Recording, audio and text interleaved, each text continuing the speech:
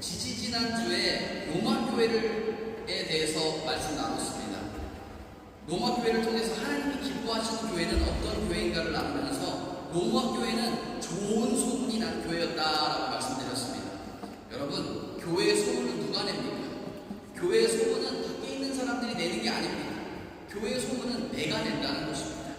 그러면 우리가 무슨 좋은 소문을 낼 것이냐? 교회는 예수 그리스도만 소문내고 자랑하는 것입니다. 예수님을 믿으면 우리의 죄가 해결되고 우리의 죄가 씻음받고 우리가 질병으로 자유를 얻고 가난과 저주에서 우리가 벗어나고 성령의 인도하심을 받아 영원한 천국의 소망을 가지고 살아간다. 이 복음의 메시지만 자랑하면 되는 것입니다. 우리가 전하는 이 복음이 우리는 매일매일 들어서 이게 별로 감동이 없을 수도 있어요. 그런데 세상 사람들은 이 복음을 듣고 감동한다는 것입니다. 이 복음을 듣고 싶어 한다는 것입니다. 왜? 이 복음의 메시지야말로 그들의 삶을 살리는 생명의 말씀이기 때문인 것입니다. 그리고 로마 교회는 사랑이 넘치는 교회다라고 말씀드렸습니다. 여러분, 교회는 드리는 곳입니다. 내 마음을 드리고 시간을 드리고 내 헌신과 사랑을 드리는 곳입니다. 왜 그렇습니까? 교회의 머리가 예수 그리스도시기 때문이라는 것입니다. 그리고 교회가 예수 그리스도의 몸이기 때문입니다. 사랑으로 교회를 섬기고 이웃을 섬기는 저와 여러분 되시기를 주님의 이름으로 축원드립니다. 그리고 지난주에는 고린도 교회에 대해 말씀 나눴습니다. 고린도라는 도시는 엄청 죄악이 가득한 도시, 어두운 도시였지만 하나님께서 친히 그곳에 고린도 교회를 세우시고 이 고린도 교회를 유럽 복음화의 전처 기지로 삼으셨습니다. 그리고 영향력 있는 교회로 사용하셨다는 것입니다. 이 교회는 성령의 역동이 있는 교회, 성령의 열매와 은혜를 사모하는 교회였습니다. 그리고 고린도 교회는 성숙을 강조하는 교회다라고 말씀드렸습니다. 우리 모두가 성령의 충만함을 받아 주님께 귀히 쓰임받고 더욱 성숙한 크리스천이 되기를 주님의 이름으로 소망합니다. 오늘은 갈라디아 교회를 통해 하나님께서 기뻐하시는 교회는 어떤 교회인가 라는 내용을 함께 나누도록 하겠습니다.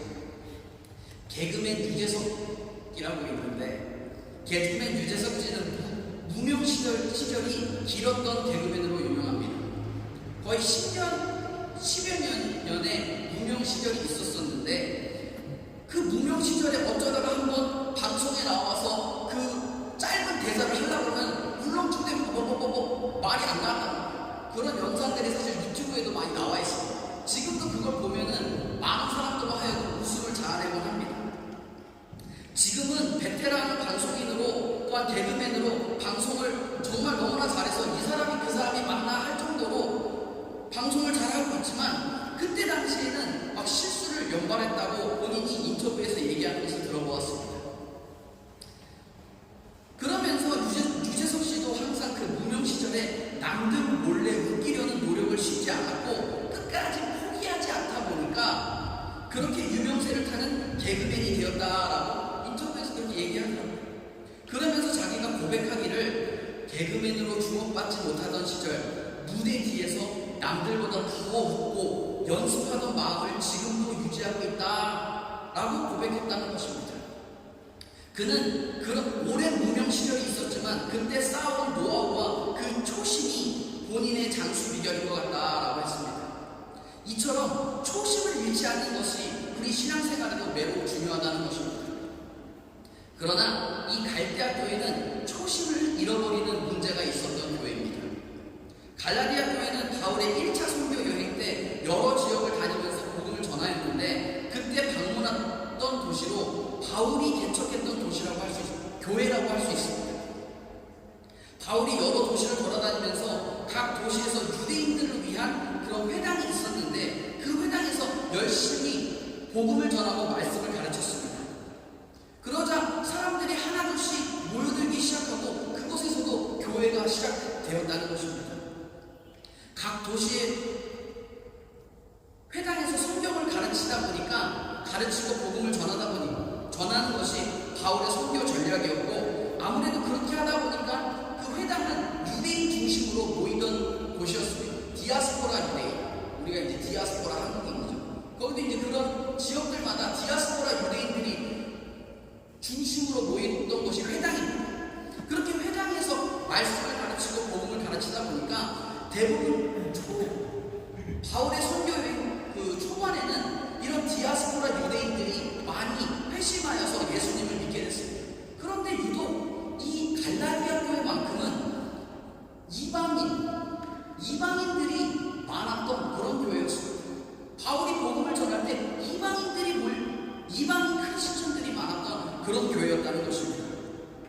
그리고 바울의 선교 전략 중에 하나는 바울이 이제 도시를 방문해서 그곳에서 복음을 전하다 보면 그곳에서 이제 사람들이 모여서 이제 교회를 세우죠. 교회를 세우는데 그 교회가 이제 어느 정도 사람들이 모이고 안정된다 싶으면 그 교회를 독립시킵니다. 그들 스스로 예배를 드리게 하고 교제를 하게 하고 본인은 다른 도시로 옮겨서 또 열심히 전도하고 사람들을 모아서 그곳에서 또 교회를 세우고 하는 게 바울의 선교 전략이었습니다. 그래서 갈라디아에서도 어느 정도 성도들이 모여서 그곳을 떠나게 되고 다른 곳에 가서 복음을 전하게 되었는데 그 후로부터 3, 4년 정도가 지났을 때 교회도 꽤 많이 부흥하였고 더 많은 사람들이 모이긴 했지만 교회가 초심을 잃어버렸다라는 이야기를 바울이 듣게 됩니다. 그래서 갈라디아서는 그 초심을 잃어버린 교회에 바울이 급하게 서신을 보낸 내용이 바로 갈라디아서인 것입니다. 여러분, 우리가 신앙생활하면서 가장 무서운 것이 바로 이 초심을 잃어버리는 것입니다. 성경에 보면 하나님께서도 우리가 초심을 잃어버리는 것을 경계하라라고 하십니다. 요한계시록 2장 4절에서 5절에 보면 이렇게 기록합니다. 그러나 너를 책망할 것이 있나니 너희 처음 사랑을 버렸느니라. 그러므로 어디서 떨어졌는지를 생각하고 회개하여 처음 행위를 가지라. 만일 그리하지 아니하고 회개하지 아니하면 내가 내게 가서 내 촛대를 그 자리에서 옮기리라. 하나님께서 에베소 교회를 책망하시면서 너희가 그 처음 사랑을 잃어버렸으니 회개하고 다시 그 처음 사랑, 그 초심, 처음 행위를 되찾으라라고 말씀하셨습니다. 이처럼 성경 곳곳에서는 초심 또 처음 사랑에 대한 말씀이 자주 등장합니다. 우리가 신앙생활을 하면서 초심을 잃지 않는 것이 굉장히 중요하다는 것입니다. 타성에 젖어버리면 우리의 신앙은 한낱 종교활동, 종교생활에 그치지 않는다는 것입니다. 재미도 없고 감동도 없는 무미건조한 형식에 불과해져 버린다는 것입니다. 말씀을 들어도 찬양을 불러도 아무런 감동이 없고 기쁨이 없게 됩니다. 저도 모태신앙이라서 오래 교회를 다닌 입장에서 이런 것이 때론 너무나 두렵습니다. 그래서 저 또한 이렇게 기도합니다. 주여, 제 신앙이 타성에 젖지 않도록 하여 주시옵소서. 예배가 익숙해지지 않게 하여 주시옵소서 라고 기도합니다. 평생 예배가 익숙해지지 않는 저와 여러분 되시기를 주님의 이름으로 축원드립니다. 예배를 많이 드리다 보면 예배가 익숙해집니다. 예배가 편해지게 되고 예배를 쉽게 생각하게 된다는 것입니다. 예배, 이 순서 다음에 저 순서지, 저 순서 다음에 이 순서지, 순서를 다 꿰고 있습니다. 그리고 목사님의 설교 제목하고 그 앞부분만 들어도 목사님이 무슨 설교하실지 그 내용이 다 나옵니다. 찬양을 부를 때도 가사를 다 외우고 있어서 마치 그냥 음악 주크박스 하는 것처럼 삑 버튼 누르고 그냥 나나나나나 음악 그냥 부르는 것처럼 그렇게 찬양이 나온다는 것입니다. 이런 신앙생활을 할 때 가장 큰 위기가 무엇이냐? 내 마음 가운데 감동이 없다는 것입니다. 마음 가운데 설렘이 없습니다. 너무나 익숙해져 버린 것입니다. 여러분, 예배가 익숙해지면 초심을 잃어버린 것입니다. 예배에 와서는 도전이 있어야 하고 감동이 있어야 하는 것입니다. 하나님을 향한 기대와 떨림이 있어야 한다는 것입니다. 초심을 잃어버리지 않는 저와 여러분 되시기를 주님의 이름으로 축원드립니다. 그런데 이 갈라디아 교회도 초심을 잃어버리고 맙니다. 오늘 본문 6절에는 이렇게 기록합니다. 그리스도의 은혜로 너희를 부르신 이를 이같이 숙히 떠나 다른 복음을 따르는 것을 내가 이상하게 여기노라 라고 기록합니다. 바울이 갈라디아 교회에게 편지를 써서 너희가 어떻게 이렇게 빨리 초심을 잃어버릴 수 있냐 하면서 다시 그 순수한 은혜의 복음으로 돌아가라 라고 권면하고 있는 것입니다.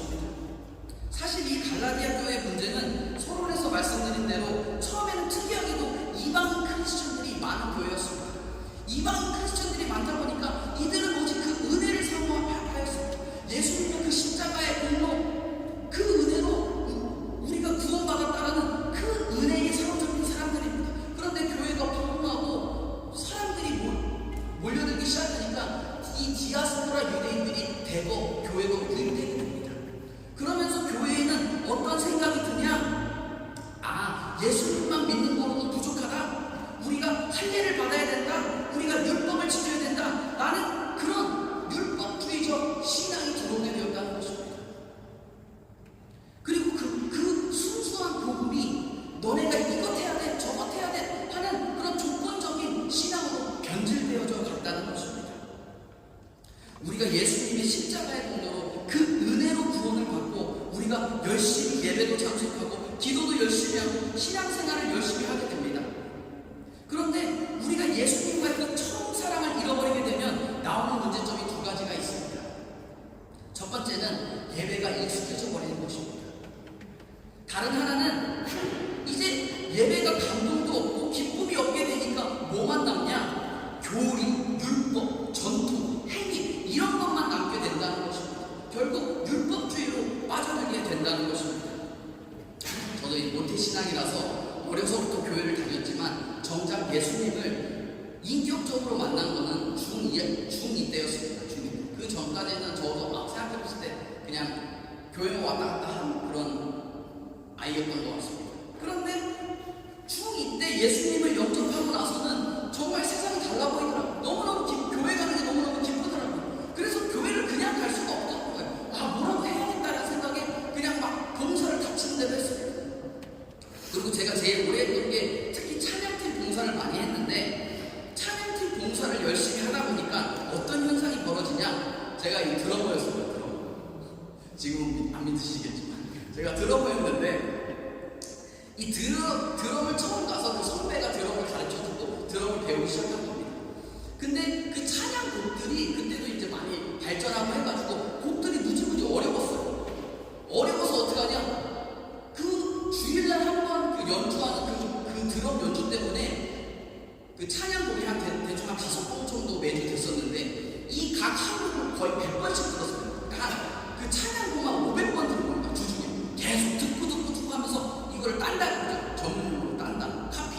카피를 그냥 드럼을 어떻게 연주하는지 카피한 겁니다. 그거를 오래오래 해가지고 한 5, 6년 하다 보니까 5, 6년 동안 찬양만 들은 거예요. 계속 찬양만 들었어요. 그렇게 해서 열심히 하는 그런 청년이었는데 제가 이제 청년부가 중학교, 고등학교를 거쳐서 청년부가 되었을 때 대학부가 되었을 때 제가 이제 다니는 교회에서 제가 이렇게 열심히 하는 모습을 보고 이렇게 따랐던 그런 후배 청년들이 있었습니다. 광엽이 형 참 귀하다. 광엽이 형 참 열심히 한다. 그리고 그냥 저를 따랐던 그런 청년들이 있었습니다. 그렇게 따라와주는 청년들이 있었는데 얘네들 맨날 보면은 뒤에 이렇게 뭘 꽂고 있어요. 맨날. 그때는 이제 MP3라고 해가지고 요만한 조그만 거 들고 다니면서 중고등학생들이나 그 대학생이면 누구나 가지고 있었던 그 음악 듣는 기계가 있었습니다. 그거를 맨날 이렇게 꽂고서 음악을 듣는 거예요. 그러니까 너무 맨날 듣고 있으니까 너 뭐 듣냐고 들어봤어요. 딱 제가 들어보면 백발백중 다 대중가요, 가요를 듣고 있더라고요. 막 빨라가고 와다다다 하는 막 그런 가요를 듣고 있는 거예요. 근데 제가 5, 6년 동안 찬양만 듣다가 그런 가요를 다 들으니까 이게 적응이 안 되더라고요. 적응이 안 되고 못 알아듣겠고. 근데 제가 그걸 보고서 갑자기 어떤 생각이 들었냐? 야, 니네들 교회 다닌다는 애들이 지금 대중가요를 들어? 너 크리스천이 지금 세상 노래를 들어? 막 이렇게 막 화를 냈습니다. 그 후배들한테. 그러면서 니네가 그러고 크리스천이냐? 막 그렇게 혼내고 있더라고요, 제가 애들. 나중에는 저희 담임 목사님이 성경 공부 해주셔가지고 그 성경 공부 통해서 저도 다른 사람을 정죄하지 않고 그리고 음악에 있어서도 어떤 자유함을 얻게 되었는데 저도 나중에 생각해보니까 열심히 한다고 했는데 형식적으로 신앙생활을 하게 되고 그러다 보니 남을 정죄하는 그런 율법주의에 빠져있더라고요. 이 갈라디아 교인도 마찬가지였다는 것입니다. 처음에는 하나님의 은혜로 오직 예수 십자가의 공로로 구원해 주신 그 은혜가 너무나 감사해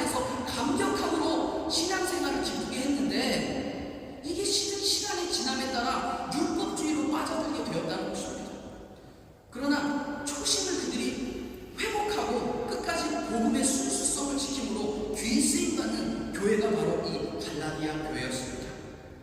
갈라디아 교회를 통해서 하나님이 기뻐하시는 건강한 교회의 모습은 무엇인지 함께 살펴보도록 하겠습니다. 첫째로는 갈라디아 교회는 은혜의 복음을 지키는 교회였습니다. 따라해보겠습니다. 갈라디아 교회는 은혜의 복음을 지키는 교회입니다.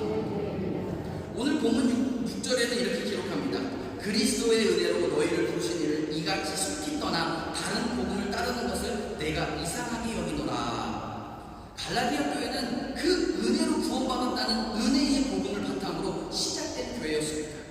처음에는 이방 크리스천들이 많아서 이 은혜의 복음이 강조되었던 그런 교회였습니다.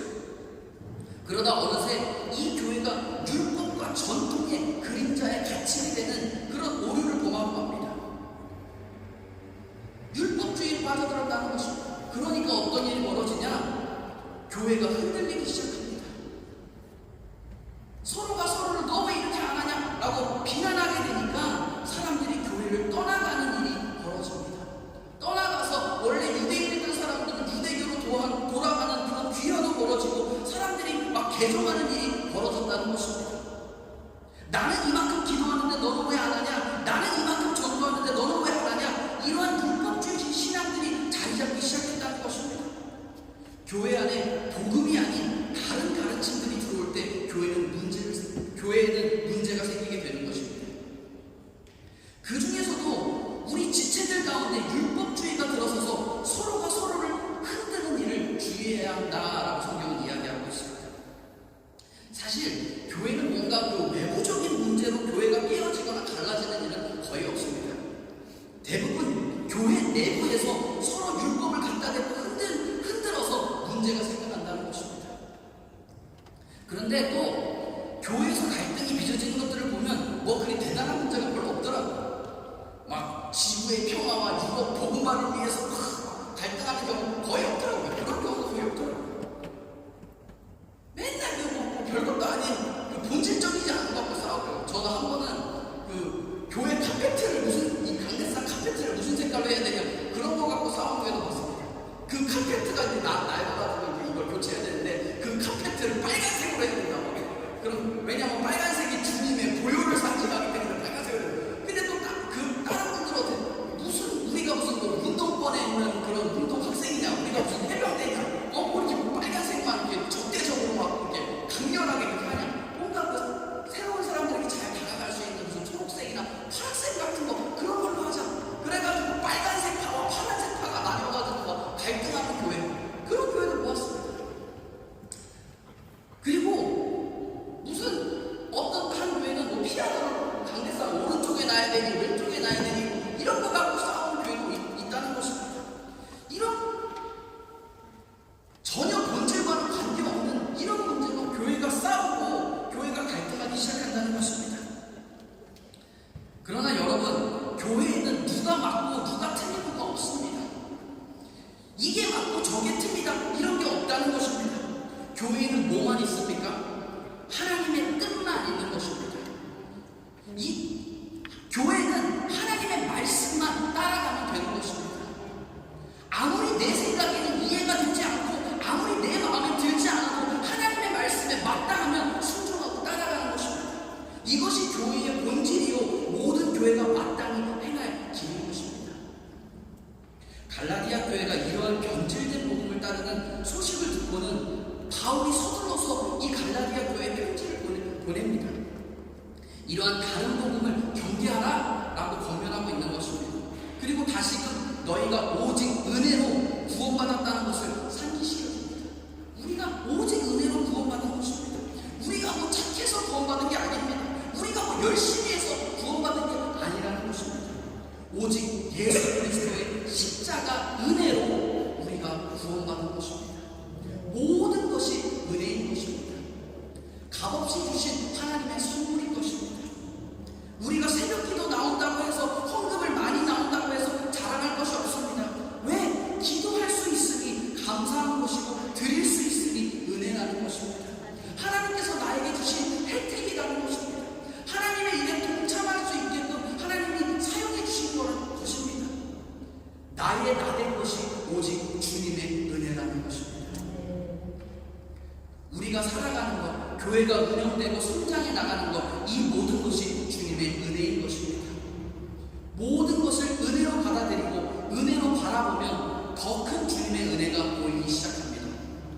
하나님께서 예비하신 더 큰 기회와 기적이 우리의 삶에 나타나게 된다는 것입니다. 이러한 은혜의 복음으로, 이러한 은혜의 시선으로 세상을 바라보시는 저와 여러분 되시기를 주님의 이름으로 축원드립니다. 둘째로는 갈라디아 교회는 성령의 열매를 구하는 교회입니다. 따라해 보겠습니다. 갈라디아 교회는 성령의 열매를 구하는 교회입니다. 이렇게 은혜를 강조하다 보면 어떤 일이 또 벌어지냐? 아니 그러면 이게 다 은혜인데 우리 행위는 관계없는 거냐? 우리가 그러면 막 행동해도 되는 거냐? 어차피 은혜로 구원을 받는데 그럼 행위는 아무렇게나 해도 괜찮은 거냐? 아니면 내가 더 큰 은혜를 받기 위해서 더 큰 죄를 지어야 우리가 더 큰 은혜를 깨닫게 되는 거 아니냐라고 느껴질 수 있다는 것입니다. 그런데 그것을 바울은 로마서를 통해 이렇게 기록합니다. 로마서 6장 1절에서 2절은 이렇게 기록합니다. 그런즉 우리가 무슨 말을 하리요? 은혜를 더하게 하려고 죄에 더하겠느냐? 그럴 수 없느니라. 죄에 대하여 죽은 우리가 어찌 그 가운데 더 살리요? 라고 기록합니다. 은혜로 구원을 받은 우리들인데 은혜에 더하려고 죄를 짓는다? 그럴 수 없다는 것입니다. 죄에 대해서 벌써 죽은 우리가 어찌 다시 죄로 돌아갈 수 있겠냐?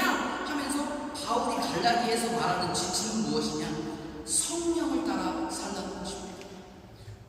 갈라디아서 5장 16절 17절은 이렇게 기록합니다. 내가 이르노니 너희는 성령을 따라 행하라. 그리하면 육체의 욕심을 이루지 아니하리라. 육체의 소욕은 성령을 거스르고 성령은 육체를 거스르나니 이 둘이 서로 대적함으로 너희가 원하는 것을 하지 못하게 하려 함이니라. 성령을 따라 살면 성령님께서 우리 안에 거하셔서 우리를 거룩한 삶으로 복된 삶으로 인도해 주신다라는 것입니다. 그러면서 바울은 두 가지의 삶을 갈라디아서에서 묘사를 합니다. 하나는 육체를 따라 사는 삶, 육체를 따라 육체의 열매를 맺는 삶을 묘사합니다. 그 내용이 갈라디아서 5장 19절에서 20절에 기록됩니다. 육체의 일은 분명하니 곧 음행과 더러운 것과 호색과 우상숭배와 주술과 원수 맺는 것과 분쟁과 시기와 분냄과 당짓는 것과 분열함과 이단과 투기와 술취함과 방탕함과 또 그와 같은 것들이라 라고 기록합니다. 그리고 바로 이어서 뭐라고 그러냐? 그 반대로는 성령을 따라 사는 성령의 열매 맺는 삶이 또 있다라고 이야기하고 그 성령의 열매들을 열거합니다. 갈라디아서 5장 22절 23절에 이렇게 기록합니다. 오직 성령의 열매는 사랑과 희락과 화평과 오래 참음과 자비와 양선과 충성과 온유와 절제니 이 같은 것을 금지할 법이 없느니라. 우리가 예수 믿고 하나님의 사람이 되었으면 이제 어떻게 해야 된다? 어떻게 해야 된다는 것입니까? 우리가 선택을 해야 한다는 것입니다. 육체의 열매를 맺는 육신의 삶을 따라 살 것인지 성령의 열매를 맺는 성령을 따라 사는 삶을 살 것인지 우리가 선택해야 한다는 것입니다. 우리가 그리스도의 은혜로 구원받은 자들로서 당연히 성령을 따라 살아야 하는 것은 우리가 잘 알고 있습니다. 구원받은 우리들로서 성령을 따라 살아야 한다는 것은 잘 알고 있다는 것입니다. 그러나 그게 그렇게 매일 되나요? 그게 안 된다는 것입니다. 그게 정말로 뜻대로 안 된다는 것입니다. 심지어는 이 편지를 보내는 사도 바울도 이게 안 된다라고 고백합니다. 로마서 7장 18절 24절은 이렇게 기록합니다. 내 속 곧 내 육신에 선한 것이 거하지 아니하는 줄 내가 아노니 원함은 내게 있으나 선을 행하는 것은 없도다. 오호라 나는 곤고한 사람이로다. 이 사망의 몸에서 누가 나를 건져내랴. 이게 무슨 말입니까? 사도 바울이 자기 스스로도 정말로 성령을 따라 사는 삶을 살고 싶은데 그게 안 된다는 것입니다. 나는 공부한 사람이다. 이 공부한 사람은 무슨 말이야? 미치겠다. 이런 말입니다. 어떻게 하면 좋겠냐? 이렇게 바울도 고백했다는 것입니다. 여러분, 죄는 아주 강력한 힘인 것입니다. 강력한 힘이 있어서 자꾸 우리를 죄와 사망으로 끌고 간다는 것입니다. 그런데 바울이 로마서에서 말해주는 해결책이 무엇입니까? 로마서 8장 1절에서 2절 그러므로 이제 그리스도 안에 있는 자에게는 결코 정죄함이 없나니 이는 그리스도 예수 안에 있는 생명의 성령의 법이 죄와 사망의 법에서 너를 해방하였습니다 라고 기록합니다. 이 말은 무슨 말이냐? 그리스도 안에 있으면 정죄함이 없다는 것입니다. 생명을 주시는 성령님이 우리 안에서 벌써 그 죄와 사망의 법을 이기셨다는 것입니다. 이겨서 우리를 해방시켜 주셨다는 것입니다. 죄의 힘이 막강하더라도 우리 안에 있는 성령님이 그것을 이기신 것입니다. 어떠한 죄보다 성령님이 더 크시고 더 강하시다라는 것입니다. 그래서 우리가 해야 할 것은 무엇입니까? 우리의 힘으로 하려고 하면 안 된다는 것입니다. 그래서 우리가 해야 될 것은 무엇입니까? 성령님, 제가 연약합니다. 저의 연약함을 도와주시옵소서. 이렇게 하면 된다는 것입니다. 그렇게 하면 그 죄보다 막강하신 더 강하신 성령님께서 우리의 삶을 인도해 주신다는 것입니다. 우리가 이것을 선택해야 되는 것입니다. 우리가 막 안 되는 걸 어거지로 끌고 가는 것이 아니라 성령님 도와주시옵소서. 성령님을 인정하고 모셔드리는 삶을 사는 것입니다. 그것을 선택하는 것입니다. 그러면 성령님께서 인도해 주신다는 것입니다. 여러분, 이것이 은혜입니다. 우리가 할 수 없지만 성령님께서 도와주셔서 행하게 해주신다는 것입니다. 매일매일 성령님을 모셔드리고 인정함으로 성령의 열매 많이 맺으시는 저와 여러분 되시기를 주님의 이름으로 축원드립니다. 셋째로 갈라디아 교회는 사랑으로 서로 돌보는 교회입니다. 따라해보세요. 갈라디아 교회는 사랑으로 서로 돌보는 교회입니다.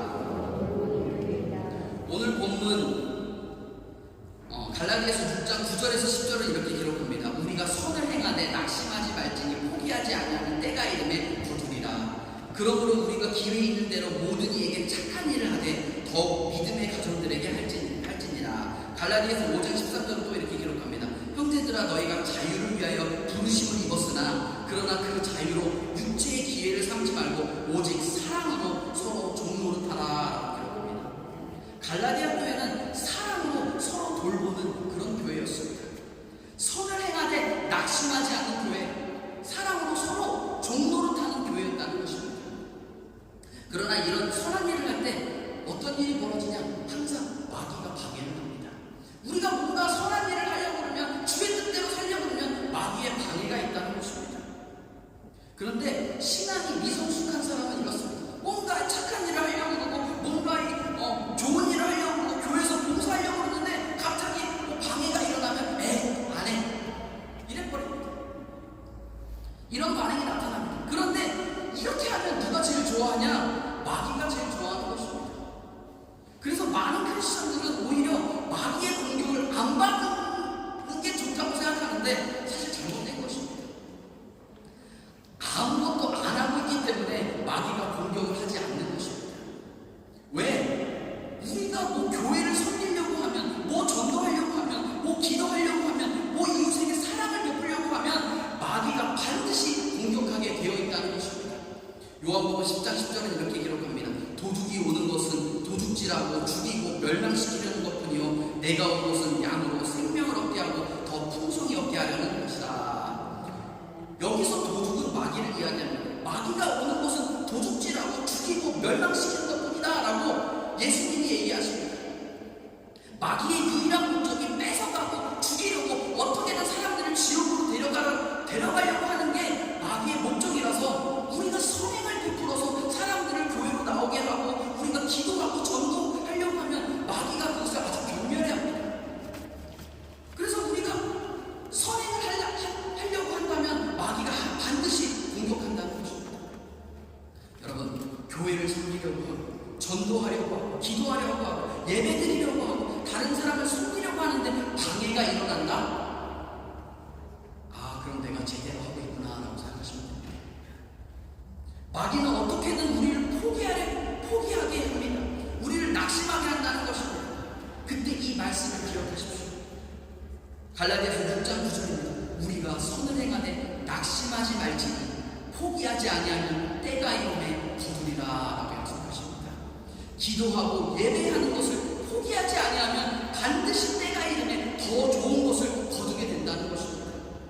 기도와 말씀, 예배와 전도, 그리고 다른 사람을 섬기는 것을 포기하지 않으시고 많은 열매 맺고 큰 축복의 삶 살아가시는 저와 여러분 되시기를 주님의 이름으로 축원드립니다.